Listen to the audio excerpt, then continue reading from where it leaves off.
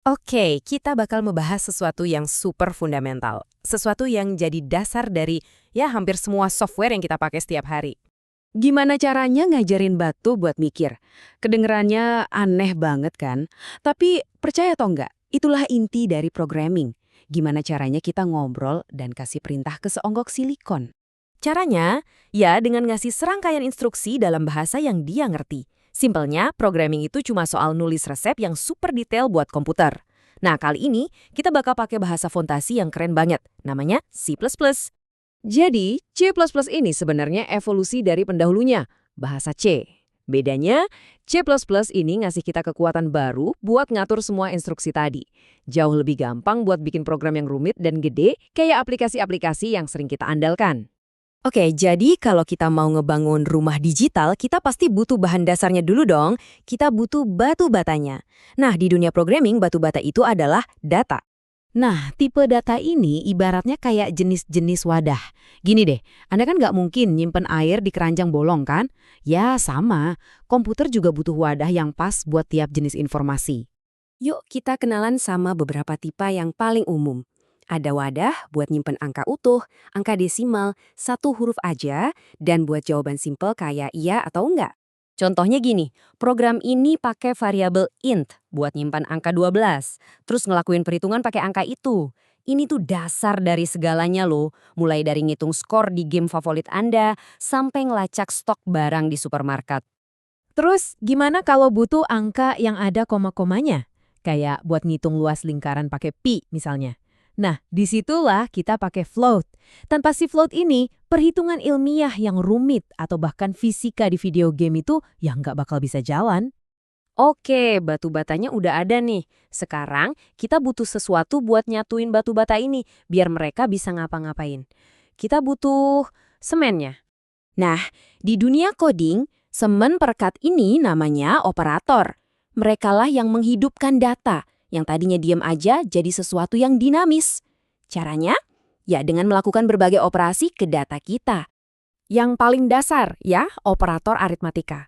Ini sih kita udah kenal banget dari pelajaran matematika. Tambah, kurang, kali, bagi. Persis.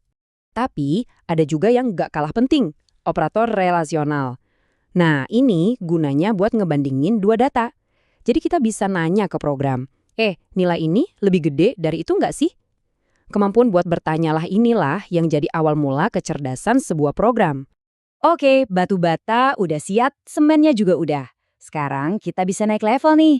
Dari yang tadinya cuma tumpukan bahan, jadi sebuah struktur yang punya rancangan.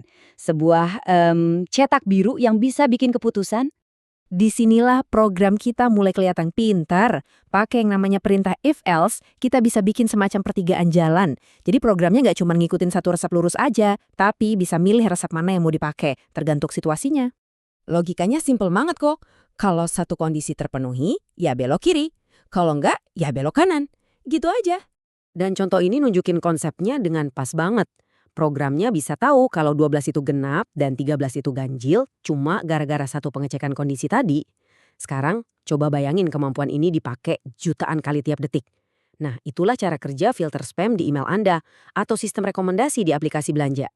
Oke, sekarang kita masuk ke bagian sihirnya programming, di mana kita ganti perkakas biasa dengan power tools buat ngerjain sesuatu dalam skala yang gila-gilaan. Ini dia rahasia superpowernya komputer. Dia nggak pernah capek.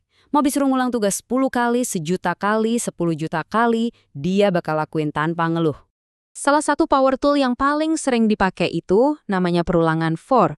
Simpelnya dia cuma perlu dikasih tahu 3 hal. Mau mulai dari mana, berhenti di mana, dan tiap langkahnya nambah berapa. Jadi, intinya apa? Intinya adalah dengan sedikit banget kode, kita bisa ngasilin kerjaan yang super banyak. Inilah jantungnya otomatisasi.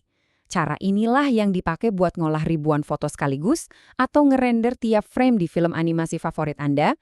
Jadi gitu ceritanya. Kita udah lihat gimana caranya dari cuma satu batu bata data, kita bisa ngebangun sebuah struktur yang logis dan lengkap cuma dengan 4 ide inti tadi. Nah, jadi lain kali Anda buka aplikasi, main game, atau sekedar browsing, coba deh ingat cetak biru ini. Semua itu, mau secanggih apapun, dibangun dari batu bata, semen perekat, dan keputusan cerdas yang sama. Sekarang, Anda udah pegang fondasinya. Pertanyaannya, Anda mau bangun apa?